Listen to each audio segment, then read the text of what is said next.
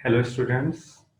आज का हमारा टॉपिक है स्टीम टरबाइन, जिसमें हम स्टीम टरबाइन के कुछ बेसिक्स को डिस्कस करेंगे। सबसे पहले हम देखेंगे स्टीम क्या होती है। स्टीम वर्किंग सब्सटेंस होता है स्टीम टरबाइन का। हमें पता है कि टरबाइन कई तरीके की होती हैं, जैसे हाइड्रोलिक टरबाइन, जिसमें वाटर वर्किंग सब्सटेंस के तौर पे काम करता है।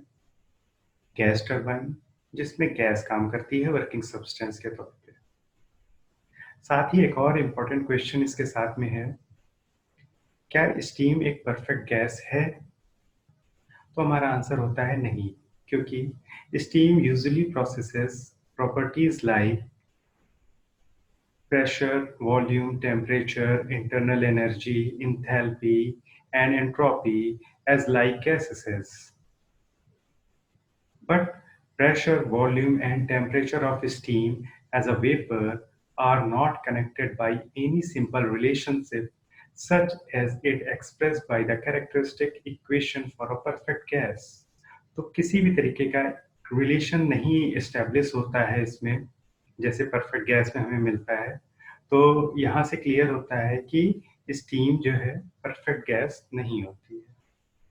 साथ में ही हम कुछ और चीज़ों को डिस्कस करना चाहते हैं, जैसे sensible heat, latent heat, wet steam, dry steam, super heated steam, ये सब क्या होती हैं। सबसे पहले हम देखते हैं सेंसिबल हीट के बारे में। सेंसिबल हीट जब भी हम अपने फ्लूइड को प्रोवाइड करते हैं, या हमारा फ्लूइड उस एनर्जी को, उस हीट को एब्सॉर्ब करता है, तो उसमें किसी भी तरीके का फेज चेंज नहीं होता है, सिर्फ टेम्परेचर चेंज होता है। बट अगर हम लेटेंट हीट की बात करें, लेटेंट हीट में फेज चेंज होती है। बॉइलिंग वाटर स्टीम में कन्वर्ट हो जाता है, तो ये लेटेंट हीट होती है। वेट स्टीम की बात करें, जब भी स्टीम में कुछ मॉइस्चर कंटेंट होगा तब हम उसको वेट स्टीम कहेंगे, और जब मॉइस्चर कंटेंट नहीं होगा तो उसको हम ड्राई स्टीम कहेंगे।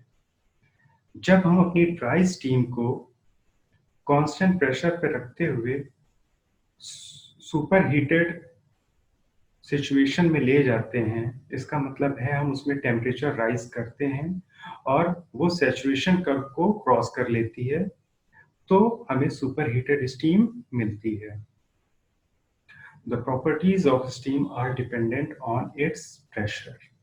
आगे हम देखेंगे कि कहाँ पर सेंसिबल हीट है, कहाँ पर लेटेंट हीट हमें कैसे मिलती है, कहाँ पर सुपर हीटेड स्टीम है, हम आगे रैंकाइन साइकिल के थ्रू या सैचुरेशन कर्व के थ्रू समझेंगे। अब हम थर्मल पावर प्लांट को भी डिस्कस करना चाहते हैं, क्योंकि स्टीम इसी का ही पार्ट होता है। साथ में ही boiler, condenser, electric generator, cooling tower, stack, ये सारे थर्मल पावर प्लांट के पार्ट होते हैं। सबसे पहले क्या होता है, बॉयलर में हम कुछ हीट एनर्जी प्रोवाइड करते हैं, जिससे कि वाटर स्टीम में कन्वर्ट होता है और वो स्टीम आपकी टरबाइन में जाके एक्सपैंड होती है। यहाँ पर कुछ नोजल्स का भी यूज करते हैं स्टीम को टरबाइन में भेजने में, जो कि उसकी ब्लेड्स के ऊपर गिरती है। फिर इस टरबाइन से जब स्टीम निकलती है तो वो कंडेंसर में जाती है। कंडेंसर में इस स्टीम का कन्वर्जन होता है वापस वाटर में, और फिर पंप के थ्रू हम उसे बॉयलर में भेज देते हैं। आप यहाँ देख सकते हैं कि टरबाइन से एक इलेक्ट्रिक जनरेटर अटैच्ड है, जिसका काम इसके रोटेशन को इलेक्ट्रिकल एनर्जी में कन्वर्ट करना होता है।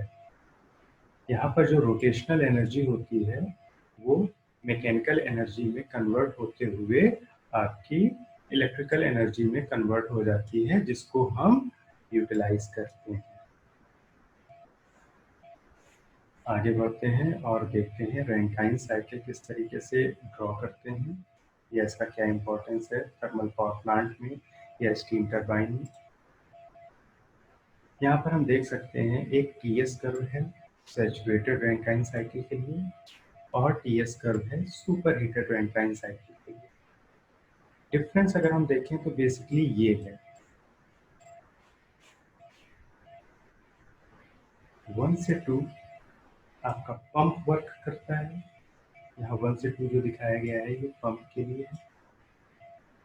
2 to 3 and 3 to 4 is for boiler, 4 to 5 is for turbine and 5 to 1 is for condenser। तो बाकी सब दोनों में सेम है, लेकिन 4 to 5 यहाँ पर और यहाँ का यहाँ 4 से यहाँ 4 से 6 में जाता है, 6 से 7, 7 से 5 पे होते हुए 1 पे आता है। ये 4 to 5 जो डॉटेड लाइन से दिखाया गया है, ये पुराने वाले को ही शो किया गया है। बेसिकली यहाँ 4 से वापस 4 से यहाँ पर 6 में जाता है, 6 से 7 और 7 से वापस 1 पे आता है। इसका मतलब है पहले हमें ये टरबाइन में स्टीम का एक्सपेंशन हो रहा था, जिसके थ्रू प्रेशर ड्रॉप हो रहा था। अब वहीं पर ये 6 to 7 पे हो रहा। तो इन दोनों में डिफरेंस ये आता है कि वर्क आउटपुट बढ़ सकता है। 4 to 5 की अगर बात करें और 6 to 7 की बात करें, तो 6 to 7 वाले केस में, या हम कह लें सुपर हीटेड रैंकाइन साइकिल वाले केस में, हमें ज़्यादा वर्क आउटपुट मिलता है। तो ये हमारा क्रिटिकल पॉइंट होता है। ये हमारा सैचुरेशन कर्व होता है, जिसके अंदर जो भी स्टीम होती है वो वेट स्टीम होती है। अगर सैचुरेशन कर्व के इस साइड की बात करें तो हमें सुपर हीटेड स्टीम इस साइड मिलती है जब हम कांस्टेंट प्रेशर पे स्टीम का टेम्परेचर बढ़ाते हैं, तो हमें यहाँ पर सुपर हीटेड स्टीम मिलती है। जबकि इस पोर्शन में हमें सब कूल्ड लिक्विड मिलता है। तो जब भी हम बात करेंगे सेंसिबल हीट की, तो टेम्परेचर चेंज होगा लिक्विड का और फेज चेंज नहीं होगी। लेकिन जब भी हम बात करेंगे लेटेंट हीट की, तो वहाँ पर आपका फेज भी चेंज होगी। तो चलिए आगे बढ़ते हैं और देखते हैं स्टीम टरबाइन क्या है और किस तरीके से वर्क करती है। तो हमने देखा था कि स्टीम हमारा वर्किंग सब्सटेंस होता है स्टीम टरबाइन के लिए। The steam from the boiler is expanded in a nozzle, resulting in the emission of high velocity jet. This jet of steam impinges on the moving vanes or blades mounted on the shaft. Here it undergoes a change of direction of motion, which gives rise to a change in momentum and therefore a force. High pressure और temperature पे जो steam होती है उसको हम nozzle के through steam turbine की blades पे गिराते हैं, जिससे क्या होता है, कुछ मोमेंटम चेंज हमारा एक्शन में आता है, जो कि अल्टीमेटली एक फोर्स वेन्स पे डालता है, जिससे कि आपके टरबाइन का रोटर जो है वो rotate. The conversion of energy of blade takes place by impulse reaction and impulse reaction principle. हम इम्पल्स टरबाइन, रिएक्शन टरबाइन या इम्पल्स रिएक्शन टरबाइन को आगे अगले वीडियो लेक्चर में कवर करेंगे। तब तक हम देखते हैं कि आपका मोमेंटम किस तरीके से आपकी टरबाइन को अफेक्ट करता है। ये आपकी एक सिंपल ब्लेड बनी हुई है, जिसमें high velocity jet of steam आती है और लो वेलोसिटी से यहाँ से निकलती है। इसका मतलब है यहाँ पर जो वेलोसिटी रही होगी v1 वो ज़्यादा होगी इस v2 से, लेकिन v1 is greater than v2। तो इस वेलोसिटी चेंज के कारण क्या होगा, यहाँ पर एक मोमेंटम एक्ट करने लगा होगा, जो कि इस डायरेक्शन में आपकी ब्लेड को पुश करेगा। इससे क्या है, ये जो ब्लेड होती है, ये आपके रोटर में रोटेट करने लगती है। एप्लीकेशन देखते हैं स्टीम टरबाइन के। पावर जनरेशन में स्टीम टरबाइन का यूज़ होता है, रिफाइनरी पेट्रोकेमिकल इंडस्ट्री में, फार्मास्यूटिकल्स में, फूड प्रोसेसिंग इंडस्ट्री में, पेट्रोलियम गैस प्रोसेसिंग में, पल्प एंड पेपर मिल में, and waste to energy conversion में भी हम स्टीम टरबाइन का यूज़ करते हैं। अगर हम मेरिट्स ऑफ स्टीम टरबाइन की बात करें, इसमें एबिलिटी होती है हाई प्रेशर और हाई टेम्परेचर स्टीम को यूटिलाइज करने की। इसकी कंपोनेंट एफिशिएंसी काफ़ी ज़्यादा होती है। High capacity to weight ratio इसमें मिलता है। वाइब्रेशन फ्री ऑपरेशन होता है, क्योंकि इसमें कोई भी रेसिप्रोकेटिंग पार्ट नहीं होता है, ना ही कोई स्लाइडिंग मेंबर होता है। नो इंटरनल लुब्रिकेशन, इसीलिए इसमें किसी भी तरीके के इंटरनल लुब्रिकेशन की जरूरत नहीं होती है। ऑयल फ्री एग्जॉस्ट स्टीम, क्योंकि लुब्रिकेशन नहीं होता है, इसलिए जो आपकी एग्जॉस्ट स्टीम होती है वो ऑयल फ्री रहती है।